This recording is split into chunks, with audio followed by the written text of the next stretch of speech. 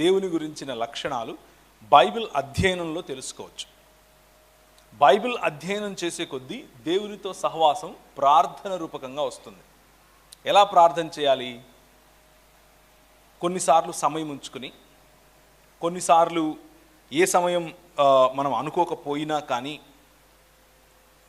మనసులో మనకు కలిగే ప్రేరేపణ ద్వారా, కొన్నిసార్లు సంఘంలో జరిగే కార్యక్రమాల ద్వారా, కొన్నిసార్లు మీకు ఫ్రెండ్, మీకు మిత్రులుగా ఉన్నవాళ్ళు, వాళ్ళతో కలిసి నడిచే నడకలో వాళ్ళు మనం ప్రార్థన చేసుకుందాం అన్నప్పుడు ఇలా వ్యక్తిగతంగా బైబిల్ అధ్యయనం మరియు ప్రార్థన ద్వారా దేవునితో దగ్గరగా ఉండవచ్చు. మూడవది ఉపవాసం. ఉపవాసం అంటే సమీపముగా ఉండడం. ఎగ్జాక్ట్లీ. ఉప అంటే దగ్గరగా, వాసము అంటే ఉండుట. ఉపవాసం అనంటే దేవునితో గడపటానికి మీకు ఏదైతే అడ్డం వస్తుందో వాటిని పక్కన పెట్టడం. కొద్ది రోజులు, కొద్ది క్షణాలు, కొద్ది నిమిషాలు, కొద్ది గంటలు. ఉదాహరణకు భోజనం అడ్డం వస్తుంది, మధ్యాహ్నం పూట భోజనం పక్కన పెట్టండి, ఒకరోజు దేవునితో గడపండి. ఉదాహరణకు వాట్సాప్ అడ్డం వస్తుంది, ఒకరోజు వాట్సాప్ పక్కన పెట్టండి, ఒకరోజు వాట్సాప్ పక్కన పెట్టి ఆయనతో సమయం గడపండి. మీకు ఫేస్బుక్ అడ్డం వస్తుంది, ఫేస్బుక్ ఫాస్టింగ్ చేయండి, వాట్సాప్ ఫాస్టింగ్ చేయండి, సెల్ ఫోన్ ఫాస్ట్ చేయండి, భోజనం ఫాస్ట్ చేయండి. కొంతమంది నిద్ర ఫాస్టింగ్ చేస్తారు, కొంతమంది దాన్ని ఏమంటారు, విద్యార్థులు నేను ఫాస్టింగ్ చేయాలి కాబట్టి స్కూల్కి వెళ్ళను అని అనకండి. స్కూల్ పక్కన పెట్టి ఫాస్టింగ్ చేయాల్సిన అవసరం లేదు. శనివారం పూట స్కూల్ ఉండదు కదా, అప్పుడు చేయండి. సో మనకు దేవునికి మధ్యలో ఏదైతే అడ్డంగా ఉందో, ఏ పనులైతే అడ్డంగా ఉన్నాయో, ఏ అనుదిన కార్యక్రమాలు అయితే అడ్డం వస్తున్నాయో వాటిని ఒక రోజు కోసం పక్కన పెట్టి, లేదా కొన్ని గంటల కోసం పక్కన పెట్టి దేవునితో సహవాసం కలిగి ఉండొచ్చు. ఇలా ప్రాక్టికల్గా చాలా ఉన్నాయి, మీరు చేయొచ్చు. ఇవి నేను చెప్పినవి ఒక మూడే. ఒకటి సహవాసం, రెండు వ్యక్తిగతం, మూడవది ఉపవాసం. ఇంకా చాలా ఉన్నాయి. సమయం దొరికినప్పుడు అవి కూడా మీరు ఎక్స్ప్లోర్ చేయండి. రైట్? బైబిల్ పూర్తిగా చదవాలనుకుంటున్నాను కానీ చదవలేకపోతున్నాను. మీరు పూర్తిగా చదవాలి అని అనుకుంటే దానికి మీ సెల్ ఫోన్ చూపించండి, అందరూ చూపించండి. మీ దగ్గర సెల్ ఫోన్ ఉందా? ఆ సెల్ ఫోన్లో, ఓకే, ఎక్సలెంట్, ఆ సెల్ ఫోన్లో ఇంటర్నెట్ ఆన్ చేసుకుని గూగుల్ అని కొడితే గూగుల్ వస్తుంది. అందులో ఇయర్లీ ప్లానర్ వార్షిక బైబిల్ అధ్యయన ప్రణాళిక అని కొట్టండి. బోల్డ్ వస్తాయి, ఒకటి కాదు, బోల్డ్ వస్తాయి. అందులో మీకు ఏది నచ్చితే ఆ ప్రణాళిక తీసుకుని మీ గూగుల్ క్యాలెండర్లో వేసుకుంటే రోజు ఏం చదవాలో అదే చెప్తుంది. మీరు చదువుకుంటూ వెళ్ళిపోవటమే.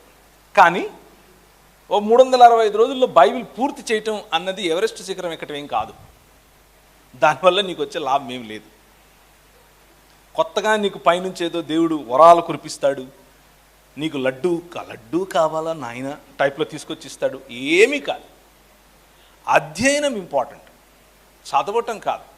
చదవటం అని అంటే న్యూస్ పేపర్ పొద్దున్న ఏం చేస్తాం మనం? చదువుతాం. దాన్ని అధ్యయనం చేస్తాడు ఎవడన్నా? ఎవడు న్యూస్ పేపర్ అధ్యయనం చేయడు. అంటే జస్ట్ కొంచెం అవగాహన తెచ్చుకుంటారు అంతే. అధ్యయనం అంటే ఏమిటి? కొంచెం లోతుగా వెళ్ళి అధ్యయనం చేయాలి. అది చాలా ఇంపార్టెంట్. అది లేకుండా హల్లెలూయా స్తోత్రం అని అంటే దానివల్ల మరణాత మాత్రమే జరుగుతుంది. అంటే ఆయన వచ్చేంత వరకు వెయిట్ చేస్తుంటాం అంతే, అంతకుమించి ఏం కాదు. ఓకే, అధ్యయనం చేయాలి. అధ్యయనం బైబిల్ మొత్తాన్ని 2 ఏళ్లలో పూర్తి చేయొచ్చు, 3 ఏళ్లలో పూర్తి చేయొచ్చు, 5 ఏళ్ళు పట్టినా పర్వాలేదు. కానీ అధ్యయనం చేయాలి. అధ్యయనంలో ఒక్కొక్క పుస్తకాన్ని ఒక్కొక్కసారి చదవచ్చు, ఒక్కొక్క లేఖను ఒక్కొక్కసారి చదవచ్చు, ఒక్కొక్క ప్యాసేజ్ను ఒక్కొక్కసారి చదవచ్చు. అలా మీరు ప్రణాళిక పెట్టుకుంటే చేయటం ఈజీ అయిపోద్ది. నేను దేవునిలో స్థిర మనస్సు కలిగి ఉండాలి అంటే ఎలా? ఇంతకుముందు దేవునిలో ఉండాలి అన్నారు, ఇప్పుడు స్థిర మనస్సు కలిగి ఉండాలి అన్నారు. అడిషన్ ఏంటంటే స్థిరమైన మనస్సు. ఆ స్థిరమైన మనస్సు అన్న పదం ఎందుకు వచ్చింది అని అంటే, ఇప్పుడు కొద్దిసేపు ప్రభువులో ఉన్నట్లు, కొద్దిసేపు ప్రభువులో లేనట్లు మీకు అనిపిస్తోంది. ఒకవేళ నేను కరెక్ట్గా మీ ప్రశ్న అర్థం చేసుకుని ఉంటే ఎలా అనిపిస్తుందంటే, నాకు ఇప్పుడు ఇలా ఉన్నారు, దేవునిలో ఉన్నాను అన్న దేవునిలో ఉన్నాను అన్న ఫీలింగ్ ఉంది. ఇది అయిపోయి ఇంటికి వెళ్తున్నారు, దేవునిలో లేనేమో అన్న ఫీలింగ్ వస్తుంది. అది అలాంటి చంచలమైన మనస్సు ఎప్పుడొస్తుంది అని అంటే, మీకు దేవుని పట్ల సరైన అవగాహన లేకపోతే వస్తుంది. మీరు పనికి వెళ్ళినా, పాట పాడినా, మందిరంలో ఉన్న, కెమెరా పట్టుకున్న, మ్యూజిక్ చేసిన, లేకపోతే మైక్ సెట్ చూసినా, నాలాగా ఇలా పట్టుకుని వాక్యపరిచర్య చేసిన, ఏ పని చేసినా దేవుని కోసం, దేవుని వలన, దేవుణ్ణి బట్టి చేస్తున్నాను అన్న అవగాహనలోకి వస్తే మీకు ఈ చంచల మనస్సు ఇక ఉండదు. మీకు అర్థమవుతుందా నేను చెప్పేది? కేవలం ఇలా పట్టుకుని మాట్లాడితేనే దేవుని పని, మోకాళ్ళు వేసి కన్నీళ్లతో ప్రార్థన చేస్తేనే దేవుడి పని, భాషకాలు వేసుకుని బైబిల్ చదివితేనే దేవుని పని, అలా కాదు. బైబిల్ అలా చెప్పదు. బైబిల్ ఏం చెప్తుంది అంటే, మీ ఆలోచనలు, మీ జీవన విధానం దేవుని వాక్య సంబంధంగా ఉంటే, దేవుని వాక్య పరిధిలో ఉంటే, మీరు ఏ పని చేసినా ఆ పని దేవునికి ఒక ఆరాధనే, ఆ పని దేవునితో సహవాసమే, ఆ పని దేవుని కోసం చేయటమే. అలా చేయగలిగితే మీకు తృప్తికరమైన జీవితం ఉంటుంది. చాలా తృప్తిగా చేస్తారు. చేసిన చిన్న దాంట్లో కూడా చాలా సంతృప్తి మీరు పొందుతారు. అదే దేవునిలో స్థిరంగా ఉండటం అంటే. ఓకే, నాలో ఉన్న క్రియలను జయించాలి అంటే ఎలా? దేవుడికి నా పట్ల కలిగి ఉన్న ప్రణాళిక నాకు తెలియాలంటే ఎలా? మీ క్రియలను జయించటం అని అడుగుతున్నారు. నేను సరిగ్గా ఆ ప్రశ్నను అర్థం చేసుకుంటే, మీ ఉద్దేశంలో మీ హృదయంలో పుట్టే తలంపులు, ఆ తలంపుల ప్రకారం మీరు బలహీనంగా, లేకపోతే బలహీనత ఇది అన్న క్రియలు ఏవైతే మీకు కనిపిస్తున్నాయి, ఉదాహరణకు నేత్రాశ, శరీరాశ, జీవపు డంబం కావచ్చు. అంటే కళ్ళతో చూస్తూ చేసే పాపం బలహీనత, చేతులతో చేస్తూ చేసే క్రియలు వాటి బలహీనత, ఇలాంటివి ఒకవేళ మీరు అడుగుతున్నారు అని అంటే, దానికి మీ క్రియలలో మీరు బలపడాలి, లేకపోతే మీ క్రియలు దేవునికి ఇష్టకరంగా ఉండాలి అని అంటే చాలా చాలా సింపుల్. ఇంతకుముందు చెప్పినట్లుగా మీ ప్రతి క్రియలు కూడా, మీరు చేసే ప్రతి పనిని కూడా దేవుని సన్నిధిలో ఉంచి ఒకసారి చూడండి. ఇది ఆయనకు ఆమోదమా కాదా అనేది తెలుస్తుంది. ఎలా తెలుస్తుంది? ఏంటి నాకు? ఫర్ ఎగ్జాంపుల్, మీరు బైక్ తీసుకుని బయటకు వెళ్ళారు. ఇక్కడ నుంచి రాజమండ్రి వెళ్ళాలి. ఈ రోడ్డు గుండా వెళ్ళిపోయారు, రాజమండ్రి వచ్చేసింది. అక్కడ మన గూడాలమ్మ దేవి అది దాటి వెళ్ళిపోయారు. మెయిన్ హైవే వచ్చింది. ఇప్పుడు లెఫ్ట్ తీసుకుంటారు. లెఫ్ట్ తీసుకుంటూ ఉంటే మీరు రోడ్డుకు ఏ పక్కకి వెళ్తారు? రోడ్డుకు ఏ పక్కకి వెళ్తారు? ఏ పక్క మీరు బండి నడుపుతారు? పక్క రైట్ సైడ్ నడిపితే తప్ప? రైట్ సైడ్ ఉండేది రోడ్డు కాదా? ఏమంటారు? రోడ్డే అది కూడా, కానీ నడపరు. ఎందుకు నడపరు? రాంగ్ రూట్ అంటే రూటే కదా అది కూడా. రాంగ్ రూట్ అంటే ఏది దేవుని చిత్తము? అక్కడ దేవుని చిత్తం ఏమిటి? సరైన మార్గం అంటే, నడవలసిన త్రోవ అంటే, మీరు చెప్పేదానికి ప్రశ్నలు వస్తూనే ఉంటాయి. ఏమన్నారు? ఆపద కలగకూడదు. Okay, excellent. ఆపద కలగకూడదు. ఇంకా నిర్ణయింపబడిన మార్గం. ఇంకా అది మనకి ఎక్కడ తెలుస్తుంది? అది మన నిర్ణయం. ఎవరు నిర్ణయించారు? గవర్నమెంట్ పెట్టిన నియమం అంటే ట్రాఫిక్ నియమం. ట్రాఫిక్ నియమం ఉల్లంఘిస్తే ఎక్కడ ఉంటాం? జనరల్ హాస్పిటల్లో ఉంటాం, కట్లు కట్టించుకొని ఇలా ఉంటాం. రైట్? సో దేవునిలో మన క్రియలను సరిచేసుకోవటం, దేవుని చిత్తాన్ని చెయ్యాలి అని అంటే ఆయన నియమాలు, ఆయన కట్టడలు అనుసరించడమే. Simple, very simple. మనం పెద్దగా దీంట్లో మతం కట్టేదేమీ లేదు, కష్టపడి చాలా సింపుల్. ఏవో అంటే ఆయన ఫోన్ చేసి చెప్తాడు, అప్పుడు నువ్వు కరెక్ట్గా, అలాంటిదేమీ లేదు. ఆయన మాట్లాడాలనుకుంటే ఎవరిదైనా మాట్లాడతాడు, గాడిద ద్వారా కూడా మాట్లాడతాడు.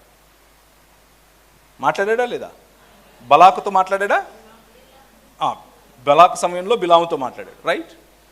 ఆయన ఉపయోగించుకోవాలంటే ఎవరైనా ఉపయోగించుకుంటాడు. కొన్నిసార్లు మనకు మన స్నేహితులను ఉపయోగించుకుంటాడు, కొన్నిసార్లు తల్లిదండ్రులను ఉపయోగించుకుంటాడు, కొన్నిసార్లు స్కూల్లో ఉన్న టీచర్స్ను ఉపయోగించుకుంటాడు, కొన్నిసార్లు సంఘంలో ఉన్న పెద్దలను, సంఘ నాయకులను, అలాగే సంఘ పాస్టర్ గారిని ఉపయోగించుకుంటాడు. ఆయన ఉపయోగించుకొని నీతో కమ్యూనికేట్ చేస్తూనే ఉంటాడు. ఏం కమ్యూనికేట్ చేస్తాడు? ఆయన చిత్తం. ఏంటి ఆయన చిత్తం? ఫర్ ఎగ్జాంపుల్, మధ్యాహ్నం 1 గంట అయింది, మీ కడుపులో ఒక తెలియనటువంటి ఒక బాధ మొదలైంది. దాన్ని ఏమంటారు? అరే ఎలా తెలుసు? అప్పుడు మీరు తెల్లది ఒకటి ఇంత పోసుకొని తినాలి. ఏంటది? అప్పుడు మీరు అడుగుతారా, దేవా నేను తినాలా తినకూడదా, నాకు ఫోన్ చేసి చెప్పు? అడగరు. ఎందుకు? అది నియమం. ఆకలికి భోజనం నియమం కదా, అలసటకు నిద్ర నియమం, నిర్ణయానికి వాక్యం నియమం. ఏదైనా ఒక సరైన నిర్ణయం తీసుకోవాలంటే, ఏదైనా సరైన మార్గంలో వెళ్ళాలి అని అంటే వాక్యములో ఉన్న హోలిస్టిక్ లేకపోతే సమగ్రమైన అవగాహన తెచ్చుకుంటే అదే నియమం. ఉదాహరణకు, పెళ్లి చేసుకోవాలనుకుంటున్నాం. ఈ పరిస్థితుల్లో చాలామంది స్ట్రగుల్ అవుతూ ఉంటారు, నేను ఎవరిని చేసుకోవాలి, ఎలా చేసుకోవాలి. మనం వెనకటికి నాలంటాడు ఒకడు 2 సంబంధాలు వచ్చాడు దగ్గరికి. ఒక ఆమె పేరు మర్సమ్మ, ఇంకొక ఆమె పేరు కృపమ్మ. కృపమ్మ, మర్సమ్మ ఇద్దరిని పెట్టి ప్రార్థన చేస్తున్నాను, ప్రభువా వీరిద్దరిలో నేను ఎవరిని చేసుకోవాలి. బైబిల్ ముందు పెట్టుకుని హల్లెలూయా అని చెప్పి బైబిల్ తీశాను. తీయంగానే నా కృప నీకు చాలును అని వచ్చింది. నేనెవరిని చేసుకుంటా? ఇది దేవుని చిత్తం తెలుసుకోవటం కాదు.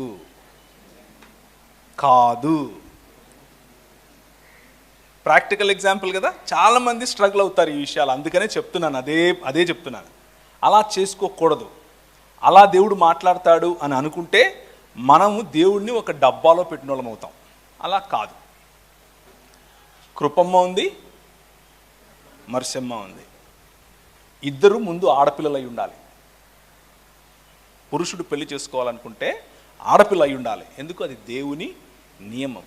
ఒక స్త్రీకి ఒక పురుషుడినే దేవుడు చేశాడు, లేకపోతే ఒక పురుషునికి ఒక స్త్రీని దేవుడు చేశాడు. ఇది దేవుని నియమం. 2, మర్సమ్మ, కృపమ్మ వీళ్ళిద్దరూ క్రైస్తవులే అయి ఉండాలి, లేకపోతే దేవుణ్ణి తెలుసుకున్న వారే అయి ఉండాలి. మళ్ళీ క్రైస్తవులు అని అంటే మా కులపోళ్ళ అని అనుకుంటారు పొరపాటున. అలా కాదు, దేవుణ్ణి తెలుసుకున్న వాళ్ళే అయి ఉండాలి. ఎందుకు అనంటే చీకటితో వెలుగుకు సంబంధం ఉండదు. ఈ 2 నియమాలు, ఈ రెండిటి తర్వాత, ఈ 2 ఫుల్ఫిల్ అయిపోయిన తర్వాత వచ్చేవన్నీ ప్రిఫరెన్సెస్. ఉదాహరణకు నేను ఎంబీబీఎస్ డాక్టర్ని, నాకు కూడా ఇంకొక డాక్టర్ తోడైతే బాగుంటుంది, తప్పేమి లేదు. నేను ఒక టీచర్ని, కానీ నా భర్త నాలాగా టీచర్ కాకుండా ఇంజనీర్ అయితే గనక నేను పిల్లల్ని చూసుకుంటాను, ఆయన సమాజానికి ఉపయోగపడతాడు, తప్పులేదు. ఇవన్నీ ప్రిఫరెన్సెస్, మీ ఆలోచనలు. ఈ ప్రిఫరెన్సెస్లో మీరు మీ పరిచర్య కోసం, మీ స్థానిక సంఘ అభివృద్ధి కోసం, అలాగే మీ వ్యక్తిగత ఆత్మీయ లేకపోతే ఆధ్యాత్మిక లేకపోతే దేవుని రాజ్య పని కోసం మీరు పెట్టుకునేటటువంటి ప్రిఫరెన్సెస్ ఏవైతే ఉన్నాయో ఇవన్నీ కూడా దేవుడు ఆనర్ చేస్తాడు, మీ ఇష్టం, నో ప్రాబ్లం. కానీ మొదటి 2 మాత్రం ఎలాంటి పరిస్థితుల్లో కాంప్రమైజ్ లేదు.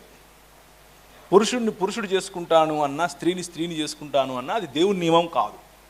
అలాగే క్రైస్తవేతరుణ్ణి క్రైస్తవురాలు చేసుకుంటాను అంటే అది దేవుని నియమం కాదు. మిగిలినవి మీ ప్రిఫరెన్సెస్.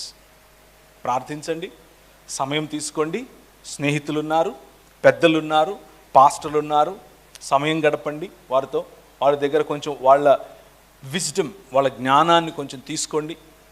మీకు నచ్చింది, మీకు ఉపయోగపడేది, మీ అభివృద్ధికి ఉపయోగపడేది స్పష్టంగా తెలుసుకొని మీరు పెళ్లి చేసుకోండి. ఉదాహరణకు కొన్ని చోట్ల, అంటే హైదరాబాద్ లాంటి చోట్ల, ఇక్కడ ఉన్నాయో లేవో నాకు తెలియదు, హైదరాబాద్ లాంటి చోట్లలో లేకపోతే విశాఖపట్నం లాంటి చోట్లలో ప్రీ మ్యారిటల్ కౌన్సిలింగ్ అనేది ఉంటుంది. అంటే పెండ్లికి ముందు కౌన్సిలింగ్, ఆ అమ్మాయి యొక్క పర్సనాలిటీ మీ పర్సనాలిటీ సెట్ అవుతుందా లేదా, ఒక పెద్దలు, తెలిసిన వాళ్ళు పెద్దలు కూర్చుని ఇద్దరితో మాట్లాడినప్పుడు కొన్ని విషయాలు బయటకు వస్తాయి, వాటిని అర్థం చేసుకోవచ్చు. అలాగే ఉద్యోగంలోకి వెళ్ళాలి. దేవుని నియమం ఏమిటి? మనిషి కష్టపడి పని చేయటం దేవుని నియమం. పని చేయకుండా కూర్చోవటం దేవుని నియమం కాదు. పని చేయకుండా నేను తింటాను అనంటే అది దేవుని నియమం కాదు. పని చేయటం దేవుని నియమం. ఏ పని చేయాలి? ఎవరైనా చెప్తారా ఏ పని చేయాలో? ఏ పని అన్నిటికంటే శ్రేష్టమైంది? శ్రేష్టమైన పని చెప్పండి. ఏంటి గొనుగుతున్నారు? ఏం చెప్పాలి? ఏం చెప్తే వీడు మళ్ళా మనల్ని ఏమడుగుతాడో అనా? ఏ పని శ్రేష్టం అన్నిటికంటే? దేవుని. ఓకే, ఎలా చేయాలి దేవుని పరిచర్య? కరెక్ట్ చెప్పారు, ఆన్సర్ కరెక్ట్. ఎలా చేయాలి?